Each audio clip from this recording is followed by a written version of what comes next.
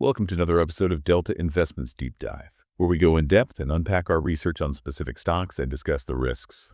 We're recording this episode on Tuesday, March 3rd, 2026. We're off to quite the start this week. The market is currently gripped by geopolitical volatility following a sharp escalation in conflict between the U.S. and Iran. While major indices like the S&P 500 and NASDAQ managed to claw back intraday losses to close flat or slightly higher on Monday, Tuesday morning futures have plunged. Reports of drone strikes on the U.S. Embassy in Riyadh and the potential closure of the Strait of Hormuz have triggered a risk-off sentiment, sending Dow futures down over 900 points. Energy and defense sectors are seeing significant upward pressure as oil prices surge towards $75 per barrel. Investors are rotating out of travel and consumer discretionary stocks, such as airlines and cruise lines, due to rising fuel costs and global instability. Conversely, safe haven assets are in high demand. Gold has rallied toward record highs near $5,270 per ounce as traders seek protection against further military escalation. On the domestic front, inflation concerns remain a heavy drag on sentiment. Last Friday's hotter-than-expected Producer Price Index (PPI) reading of 0.8% has dampened hopes for a March interest rate cut by the Federal Reserve. Markets are now intensely focused on this Friday's non-farm payrolls report, which will serve as a final health check for the economy before the Fed's next policy meeting. Despite the chaos, corporate earnings and product cycles continue to move individual kickers. Apple shares saw gains Monday following new hardware launches, while investors prepare for key reports this week from retailers like Target and Costco, as well as tech giants CrowdStrike and Broadcom. These earnings will reveal how consumer spending and enterprise tech investment are holding up under the weight of persistent inflation and high interest rates. Geopolitical conflicts typically trigger short-term volatility and a flight to safe haven assets, but historical data shows the S&P 500 usually recovers fully within an average of 42 days. While energy and defense sectors often rally, the long-term market impact is generally minimal unless the conflict triggers a broader economic recession. Yeah.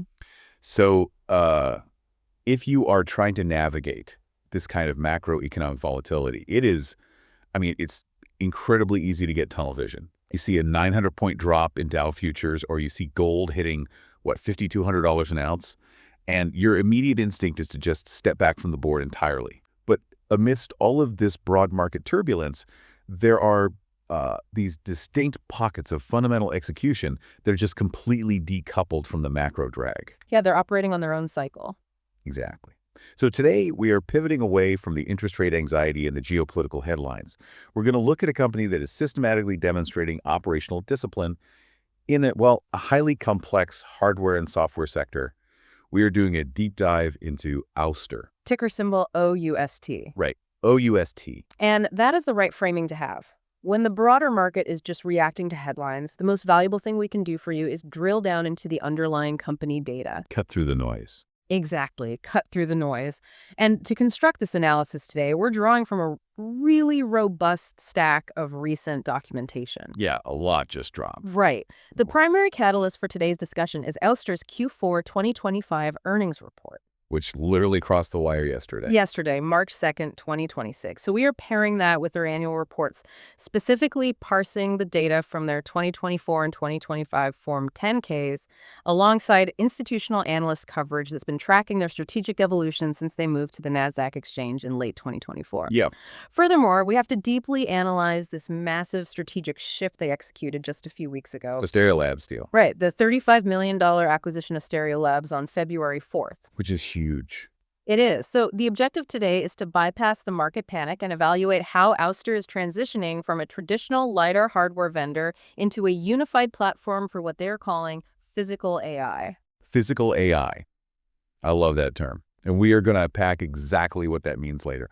But first, the numbers from that Q4 2025 earnings report yesterday, they're what initially caught my eye. The top line was incredible. It represents a significant financial turning point. We are looking at a record quarterly revenue of $62 million. Yeah. That more than doubles their performance from the same quarter in the prior year. And crucially, they posted a surprise GAAP profit. Which nobody saw coming. Right. They entirely sidestepped the consensus estimates that predicted a continued loss. So when a company doubles revenue and swings to a GAAP profit in a high interest rate environment like the one we just talked about, that warrants a serious look under the hood. It certainly does. And the volume metrics supporting that revenue are equally telling. Let's look at the shipments. Okay.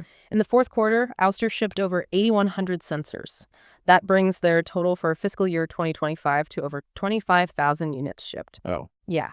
And if you compare that to the 17,300 units they shipped in 2024, you're looking at roughly a 44% year-over-year increase in unit volume. Just massive adoption. It is. But what's most compelling about that trajectory is the consistency. This Q4 result represents their 12th consecutive quarter of product revenue growth. 12 straight quarters. 3 solid years.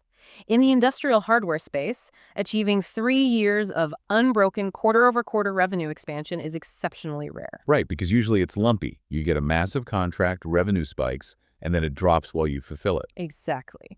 So this unbroken streak indicates that the adoption curve for their technology is secular and widespread across multiple verticals, rather than just being propped up by a few sporadic large-scale deployments. It's a really strong signal to the market.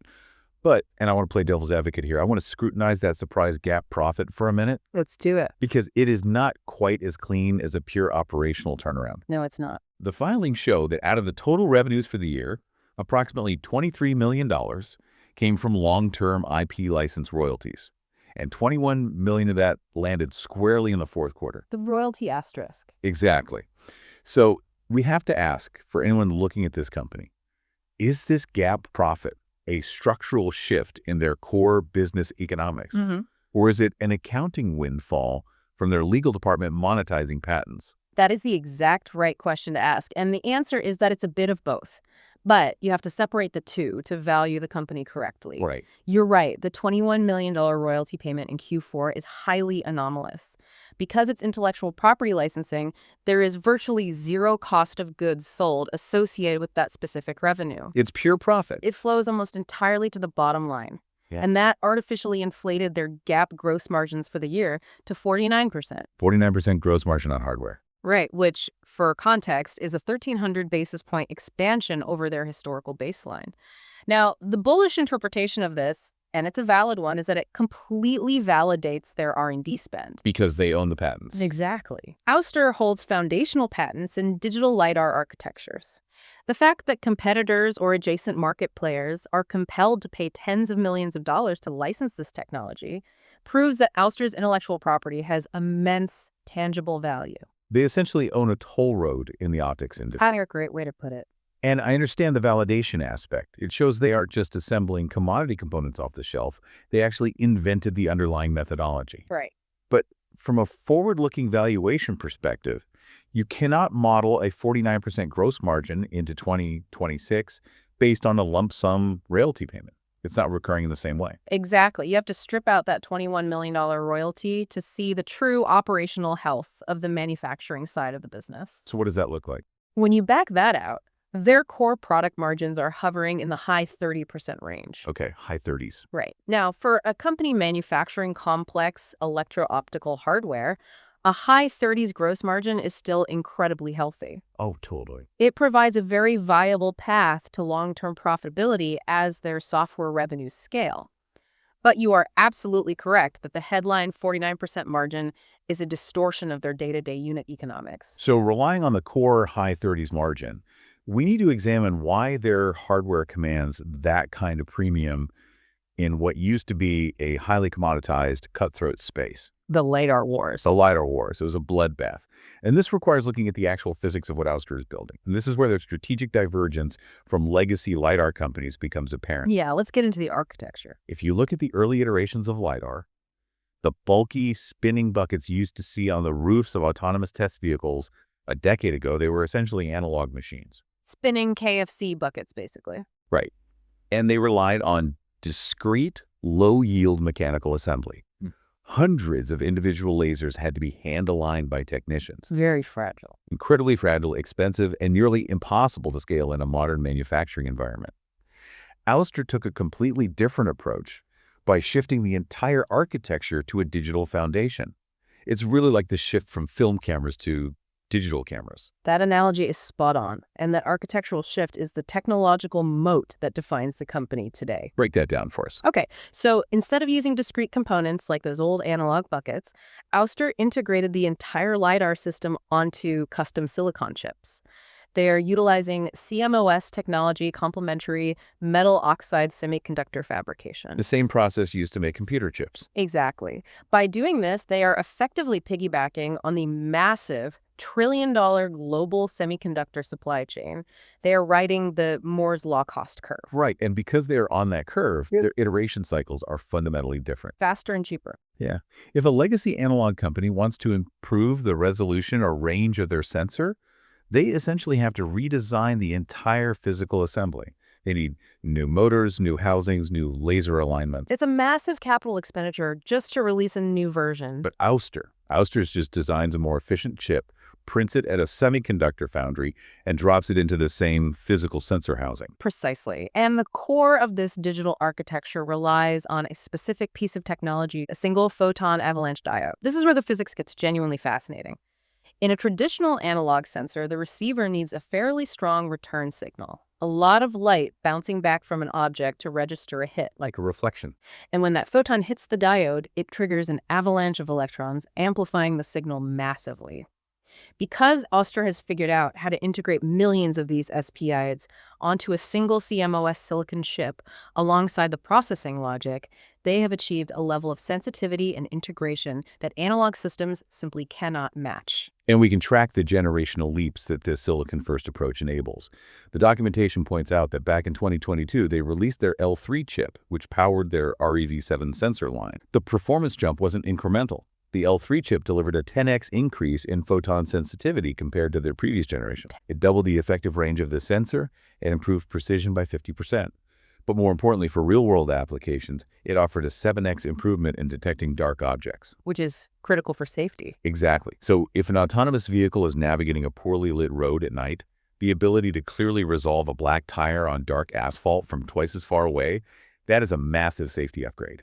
And they didn't stop at the L3.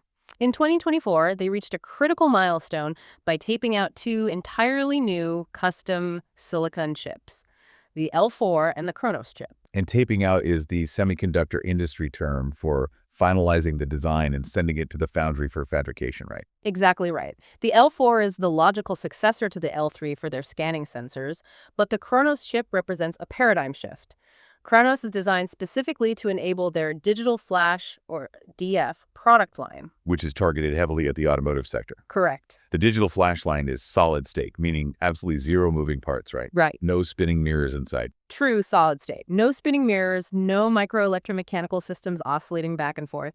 The Kronos chip illuminates the entire field of view simultaneously, literally like a flash on a camera, and the integrated SP8 array captures the entire 3D scene in an instant. That's incredible. And the advantages of a solid-state architecture for automotive applications are immense. When you eliminate all moving parts, your mechanical failure rate approaches zero. Right, because there's nothing to break. It makes the sensor impervious to the high-frequency vibrations of a highway environment, and it eliminates motion blur, allowing for much faster, more accurate data processing at high speeds. The technology is undeniably elegant, but an elegant chip doesn't automatically translate to 12 consecutive quarters of revenue growth. No, it doesn't. You need buyers. You have to find the immediate commercial applications.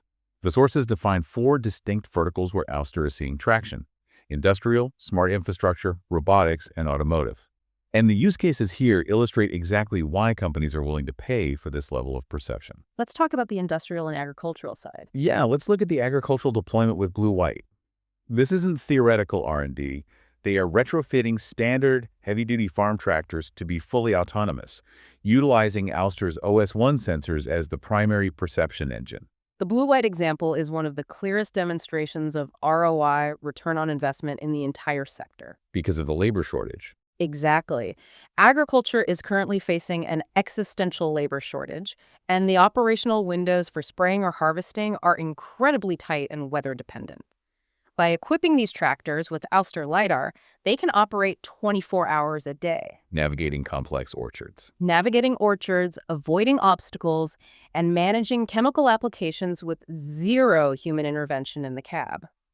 The data indicates that Blue White's autonomous system is targeting up to an 85% reduction in operational costs, while simultaneously increasing the efficiency of the agricultural operation by up to 300%. When you present an agricultural fleet manager with an 85% operational savings, you are no longer selling a futuristic technology. You are selling an immediate remedy to their margin compression. It's a no-brainer for them. But knowing the history of hardware startups, having great technology and strong demand is still not enough to guarantee survival. The tech landscape is littered with the bankruptcies of Lidar companies that had functional sensors but destroyed their balance sheets trying to scale manufacturing. Oh, absolutely. Building a bespoke optical assembly factory is a cash incinerator. Right. You are referring to the CapEx trap. And it is the primary reason the LiDAR sector has seen such brutal consolidation over the last 3 years. So many companies went under. Legacy competitors raised massive rounds of venture capital and immediately poured hundreds of millions of dollars into building their own proprietary, state-of-the-art manufacturing facilities. Thinking if they build it, the orders will just magically fill it. Exactly.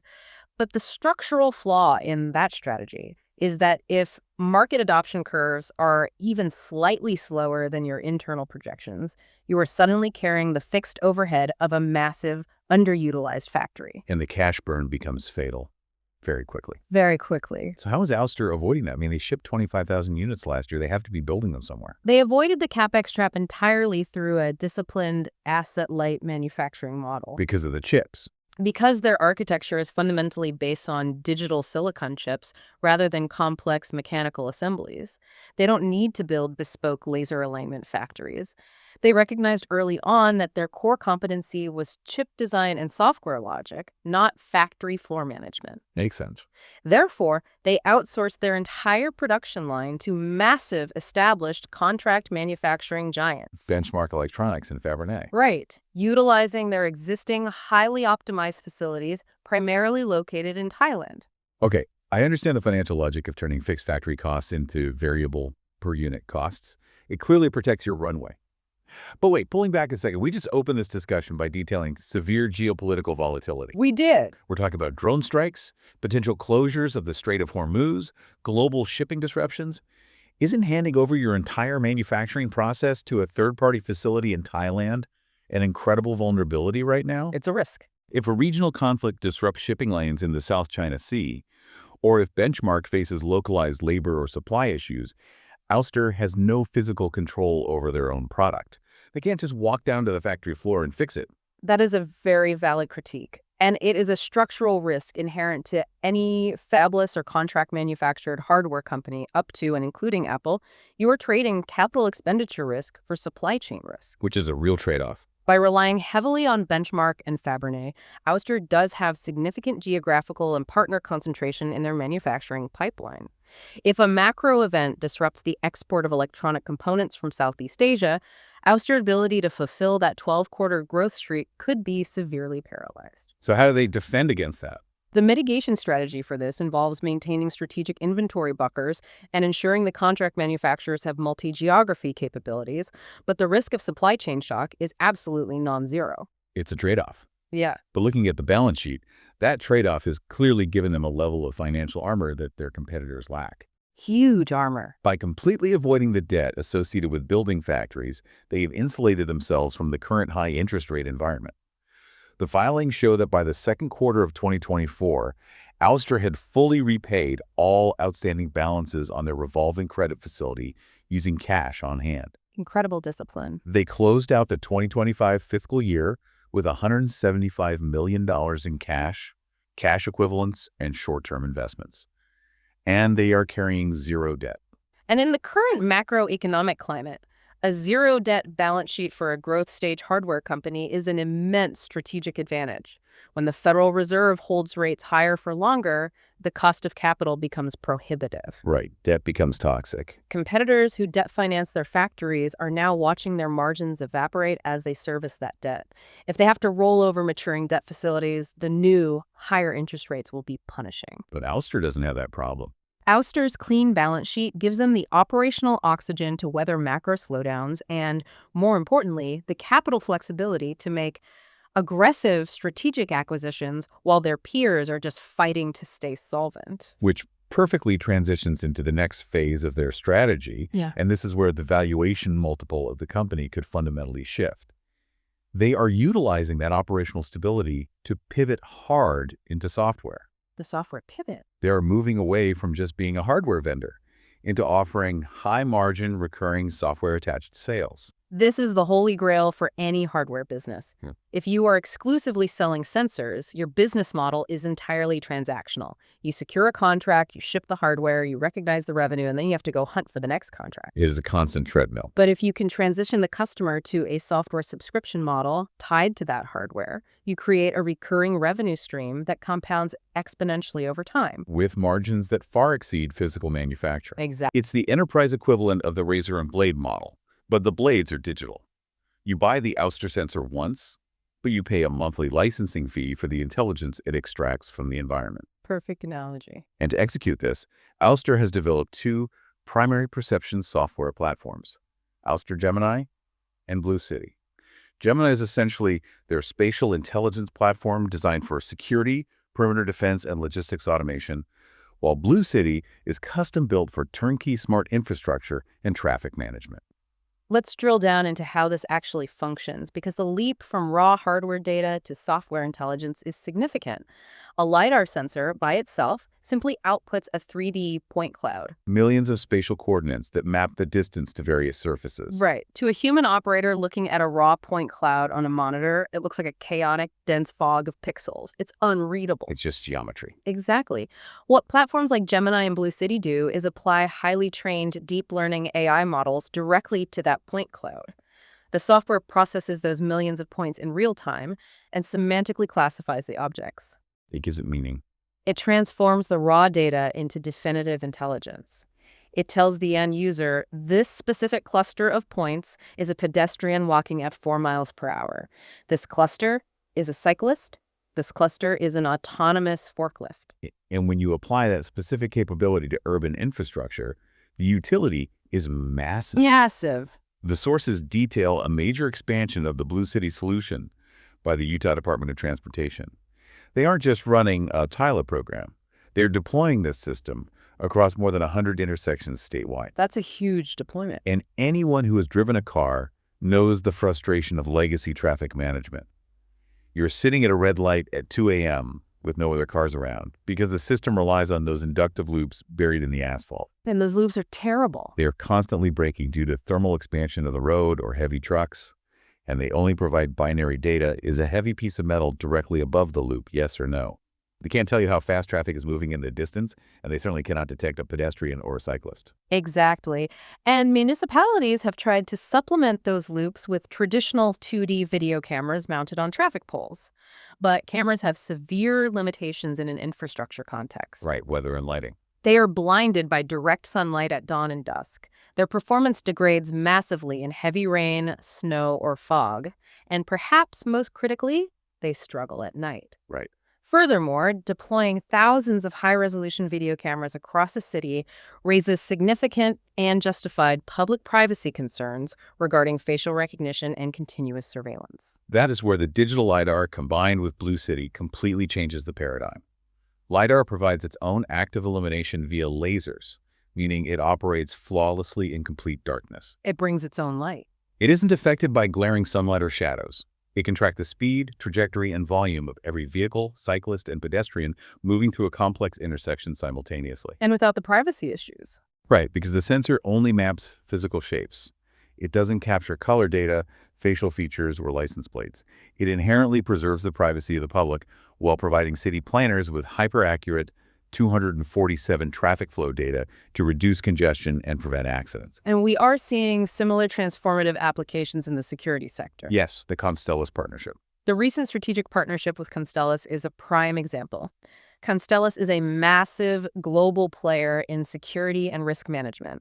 They are integrating the Ouster Gemini platform as the foundational intelligence layer for a new system called LXO, which aims to bring real-time 3D situational awareness to advanced security operations. So how does that differ from a standard CCTV security setup? A standard CCTV system gives you a 2D feed that requires a human guard to actively monitor it, or relies on basic pixel change motion detection that triggers false alarms every time a shadow moves or a bird flies by. Which causes alarm fatigue. Exactly.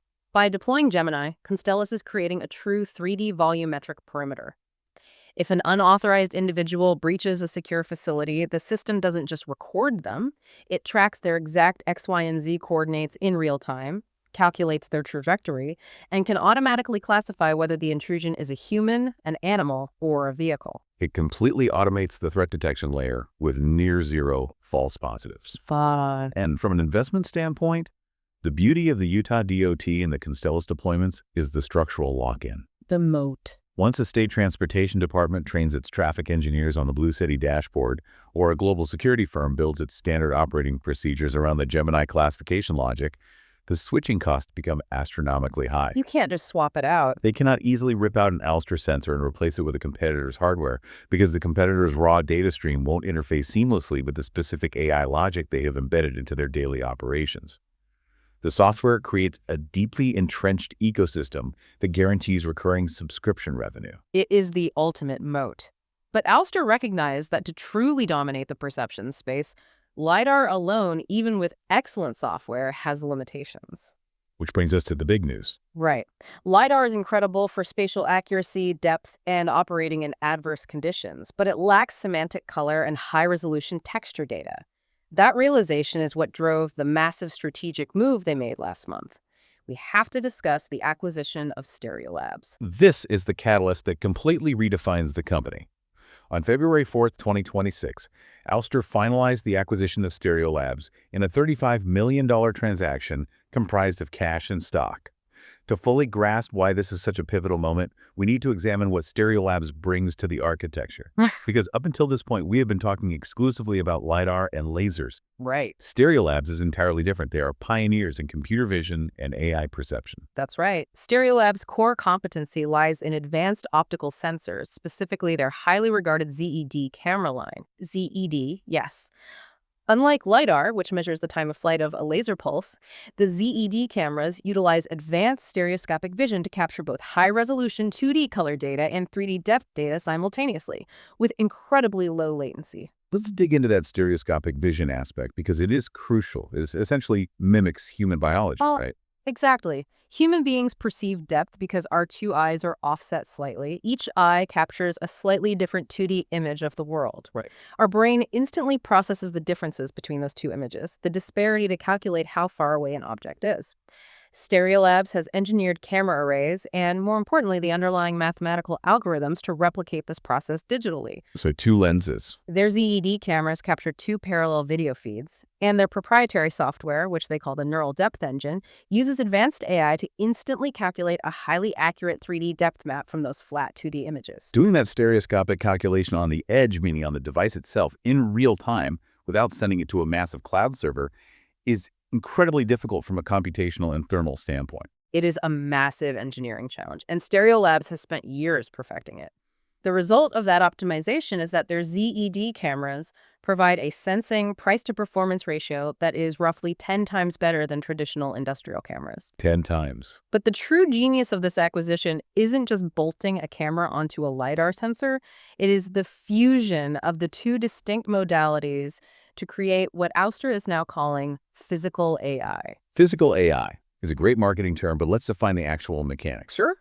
For years, the autonomous industry was trapped in a dogmatic debate. You had the vision-only purists who argue that if humans can drive using only eyes, machines should be able to navigate using only cheap cameras and AI. The Tesla approach. Right. Then you had the LiDAR-first camp arguing that cameras are too unreliable in bad lighting and that you need the absolute spatial truth of lasers to guarantee safety. By acquiring StereoLabs, Ouster is essentially saying, the debate is over. You need both. They are abandoning the single modality approach and offering the first fully unified sensing and perception platform. Think of the architecture they are building. The LiDAR provides the foundational, infallible 3D geometric map of the environment, completely immune to lighting changes. Like ground truth. The ZED cameras overlay that map with high-resolution semantic texture and color data, allowing the system to read a stop sign, distinguish between a green and red traffic light, or read text on a warehouse pallet. And the unified software engine, powered by edge compute, fuses all of that data in real time. They are providing the complete nervous system for an autonomous machine. You give the robot both the infallible spatial eyes of Lidar, the semantic eyes of the camera, and the AI brain to process it all instantly. Exactly. You aren't forcing an industrial robotics company to buy a laser from vendor A, a camera from vendor B, and then spend 18 months paying software engineers to try and calibrate the sensors and fuse the data streams. You buy the entire integrated perception stack from Ouster. And the commercial implications of that integration are profound. The acquisition wasn't just a technology tuck-in, it was an immediate expansion of their market footprint. The integration of StereoLabs instantly added over 10,000 active customers to Ouster's ecosystem. Okay, I have to challenge that number. Yeah. Because an acquisition that brings in 10,000 new customers sounds phenomenal on a press release. It does sound great. But we are talking about two very different price points and use cases. Yeah. A developer buying a ZED camera for a few $100s to test a vision algorithm in a lab is vastly different from a logistics company buying a fleet of digital LiDAR sensors for enterprise warehouse automation. Are we certain that those 10,000 StereoLabs customers realistically convert into high-value Ouster hardware and software sales, or is there massive cross-selling friction there? That is the critical execution risk of this acquisition. You are right to point out the disparity in customer profiles. If a university research lab is the primary demographic for the ZD cameras, the cross-sell potential to a fully integrated, multi-thousand-dollar Ouster LiDAR suite is minimal. However, Ouster's management thesis is that a significant portion of StereoLabs' customer base consists of industrial robotics firms and automation developers who are currently hitting the limitations of a vision-only approach. And maxing out the cameras. Right. As those developers move from prototyping to commercial deployment and realize they need the robust reliability of LiDAR to ensure safety in diverse conditions, Ouster is perfectly positioned to offer them the exact upgrade path they need within a software ecosystem they already know. Keep them in the family. Exactly. Furthermore, management has stated that the business is expected to be immediately accretive to Ouster's financials. Meaning it's already making money. Meaning it is profitable enough on its own that it won't drag down Ouster's path to sustain profitability while they work out the cross-selling mechanics. That immediately accretive aspect is key. But since we are probing the vulnerabilities of this model, we have to address the elephant in the room regarding the software pivot. The AI risks. The entire premise of Gemini, Blue City, and the new StereoLabs neural depth engine relies heavily on artificial intelligence and deep learning models to classify the physical world. And as anyone following the tech sector knows, AI models have an inherent structural flaw. They hallucinate. They do, and this is a risk explicitly detailed in Ouster's SEC filings. The 10K notes that because their platforms rely on machine learning, the AI could generate inaccurate outputs or fail to correctly classify an object. Which is a terrifying prospect in the physical world. Yeah. I mean, my car's backup camera currently has basic computer vision, and last week it slammed on the automatic brakes because it aggressively misclassified a dark shadow on the driveway as a solid brick wall. Yeah, that happens all the time. It's annoying when I'm backing out of my garage, but if the Blue City software at a major intersection in Utah hallucinates and fails to detect a pedestrian in a crosswalk during a snowstorm, or if a Gemini-powered 10-ton autonomous forklift in a warehouse misclassifies a human worker as an empty pallet, the result isn't an annoyance. It's a catastrophic liability event. You are highlighting the absolute highest hurdle for physical AI. The threshold for reliability in spatial perception is exponentially higher than it is for generative text AI. Right, a bad chatbot is just funny. If a large language model hallucinates a weird historical fact, it's a funny screenshot on social media. If a physical perception system hallucinates, people can die.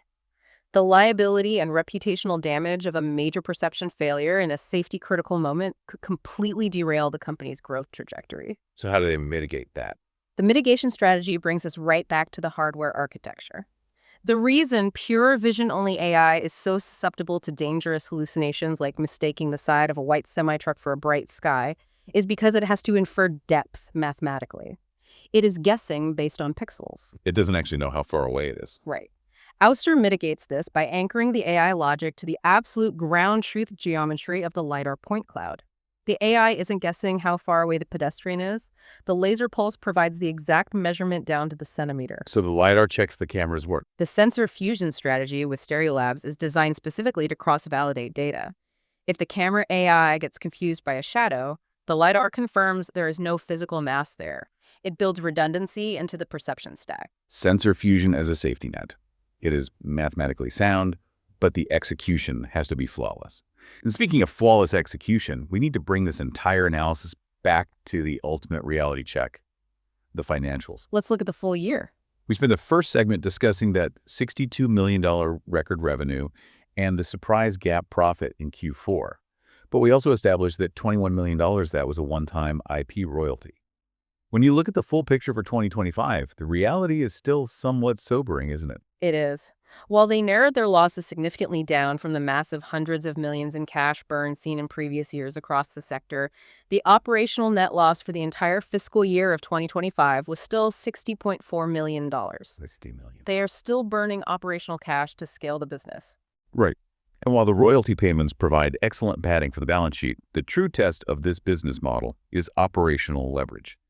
The fundamental question for 2026 is whether Ouster can bridge that $60 million gap and reach sustained core profitability solely through the recurring sales of their hardware units and software subscriptions. Exactly. And the risk of getting to that profitability is further compounded by customer concentration. When we analyze the revenue breakdown in the 2025 filings, we see that 2 specific customers each accounted for more than 10% of Ouster's total revenue. Wow. 2 customers. That is a significant concentration of capital in a very small number of hands. If more than 20% of your top line is tied to just 2 corporate entities, you are highly exposed to their internal opaque decision-making processes.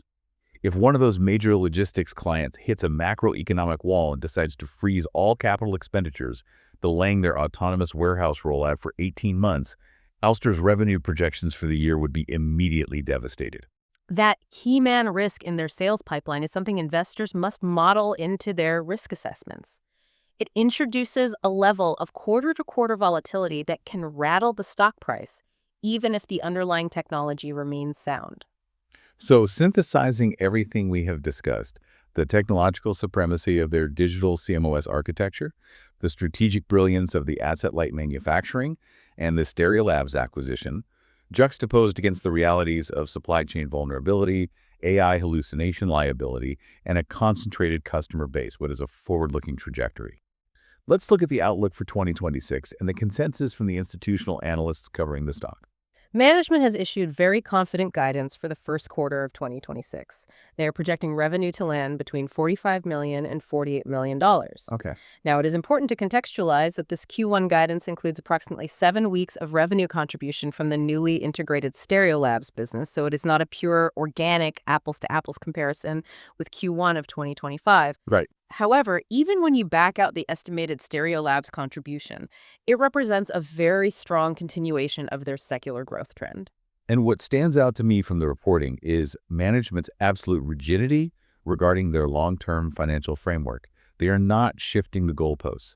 They've consistently reiterated their target of achieving 30% to 50% annual revenue growth over the long term. Which is aggressive but doable. They are projecting their GAAP gross margins to stabilize into a structural 35% to 40% range. Yeah. But the metric that truly demonstrates their path to profitability is their operating expense guidance. They are estimating that their OpEx will only grow by 5 to 8% compared to 2025 levels. That spread right there between revenue growth and OpEx growth is the textbook definition of operational leverage. If you can confidently project top-line revenue growth of 40% while holding the growth of your internal costs, your administrative overhead, your non-essential R&D, your marketing spend to a mere 6%, the resulting cash flow accelerates exponentially toward the bottom line. The margins expand rapidly. It proves that the business model is highly scalable. They can double their output without needing to double the size of the company. And the institutional analysts are clearly buying into this narrative. If you track the sentiment shift, it has been remarkable. In late 2024, Ouster made a strategic move to uplist their stock to the NASDAQ exchange. That wasn't just a vanity play. No, it was designed to align them with other major high-growth technology companies and increase their visibility to institutional capital.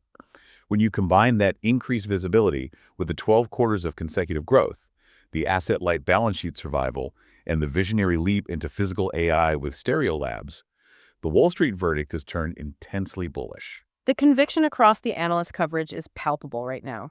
Following the Q4 earnings and the acquisition news, multiple analyst firms have officially named Ouster a top pick for 2026 in the industrial automation and optics sector. And they are backing that up with aggressive valuations. We are seeing major price targets being established, with analysts setting targets ranging from $38 all the way up to $50 per share. They are looking at a company that has successfully navigated the brutal consolidation phase that wiped out most of its early competitors, secured an impenetrable zero-debt balance sheet, and built a unified hardware and software platform perfectly positioned to capture the massive global demand for autonomous infrastructure and robotics. It truly is a masterclass in operational survival and strategic pivoting. They looked at a landscape of heavily indebted hardware startups trying to build better mechanical lasers. And they chose to build a lean, digital, software-driven physical AI company instead. It highlights the immense power of recognizing your core competencies, outsourcing your weaknesses, and constantly driving toward recurring software revenue. As we conclude this deep dive, I want to step back from the quarterly margins and the silicon architecture to consider the broader, long-term implications of what Ouster is actually building. If Ouster succeeds in deploying its physical AI unified platform across millions of intersections, warehouses, and vehicles, we aren't just looking at better traffic lights or faster shipping. We are looking at the dawn of a globally conscious infrastructure, a world where the physical environment itself can see, think, and react to us in real time. What happens to privacy and human agency when the very streets we walk on are alive with perception? We hope you enjoyed this deep dive, and thanks for listening. Please follow us and subscribe on your favorite platforms. Until next time. This analysis is based on publicly available information and does not constitute financial advice. Always conduct your own research before making investment decisions. By listening to this podcast, you agree that you are in charge of your own decisions and risks, and that you are solely responsible for any investment decisions you make.